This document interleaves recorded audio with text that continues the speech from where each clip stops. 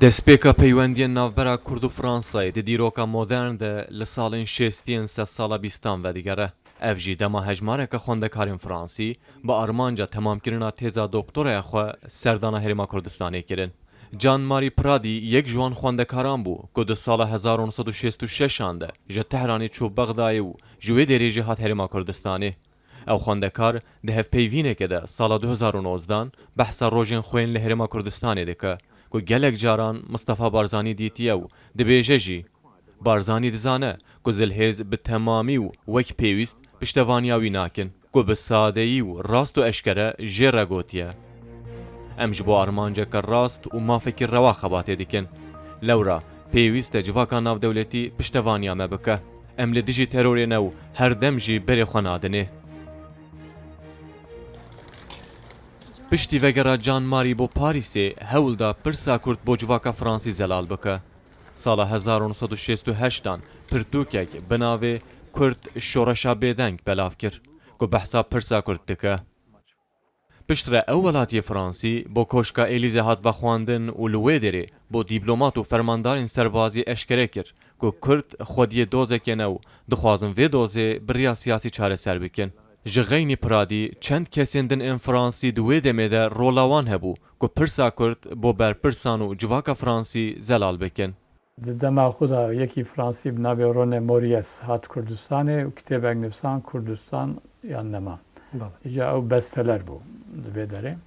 û di wê demê de mala Mustafa rahmetî nameyek nivîsan bû ji wî de Gaulle ku em şerê dijî evê dikin. Rejimekî xwînxwarî ew jeneralekî Kurdî ji bo jeneralekî Fransî dinivîsîne. Yani we bi xwe berxwedana xwe dijî dagîrkera kir. Em hêvî ji we dikin ku hûn alîkariya eskerî nedin rejima Iraqê. Îja Moriès wê namê bir Elîze o spart bû evê şêwirmendê de Gaulle. De Gaulle biryar da heta de Gaulle li ser hikm bû Fransa ne sîlah firot Iraqê ne jî qebûl kir ku tu berpirsyarekî Iraqî qebûl bike. Di sala 1974 de jî Bernard Kouchner ku di sala 2007 de bû Wezîrê Derveyê Fransayê serdana Herêma Kurdistanê kir û Mustafa Barzanî dît. Kouchner û Mustafa Barzanî behsa awayê alîkariyê duwarê pîzîşkiya Kurd ji aliyê rêxistinên pîzîşkên navdewletî kirin. Destpêka salên heştê yên sed sala bîstan sê Fransiyên din hatin Kurdistanê. Lê vê carê li Rojhilatê Kurdistanê man.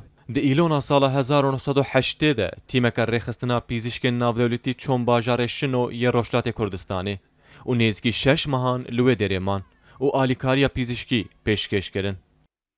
Yek ji endamên wê tîmê Frederick Tissot bû ku di sala 2007 de bû konsolê Fransayê li Herêma Kurdistanê.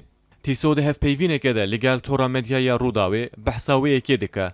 Ew serdan bû sedema ku careke din ji pirsa Kurd qut nebe û amajeyê bi wê yekê jî dike ku bandoreka mezin a Ebdurrehman Qasimlo li ser wî hebû.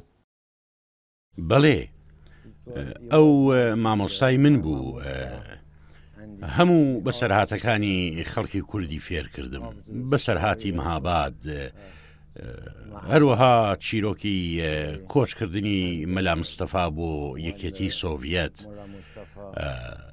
سەرڕای هەموو وردەکاریەکانی ژیانی خەڵکی کورد لە تورکیا و سووریا و ئێران و هەموو بەشەکان بێگومان بە درێژایی ژیانم وانەکانی ئەوم بیر دەمێنن. قاسملوو دموکراتێکی ڕاستەقی نەبوو کەسێکی ڕووناکبیر بوو لە هەمان کاتدا ڕابەری هێزێکی شەڕکەر بوو. Di salên heştê yên sed sala bîstan de wan hewlan dirêj kir û bi awayekî ciddîtir û rêxistinkirî dibûn. Ji wan jî bi rêveçûna konferansa Parîsê û beşdarbûyan jî Serok Barzanî û Celal Talebanî bûn.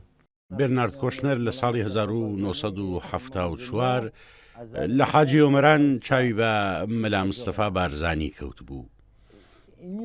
کۆشنەر شارەزای کوردستان بوو خەڵکی کوردستانی دەناسی ئەو کاتەش گەڕایەوە کوردستان بۆ ئەوەی دکتۆر قاسملوو ببینێت. Destpêka tebaxa 1990 Iraqê êrişî Kuwêtê kir û encama wê êrişê jî êrişa Amerîkayê û 34 hevpeymanên wê bû li ser artêşa Iraqê. ku di hevdê çila 1991 de dest pê kir. Bihara heman salê Fransayê pêgeha xwe ya bihêz li civata ewlekariya navdewletî bi kar anî. Da ku bi biryarekê êrişa artêşa desthilata Beesê bo ser Başûra Kurdistanê rawestîne û encama wê jî derxistina biryara 688 a civata ewlekariyê bû di 5 Nîsana 1991 de.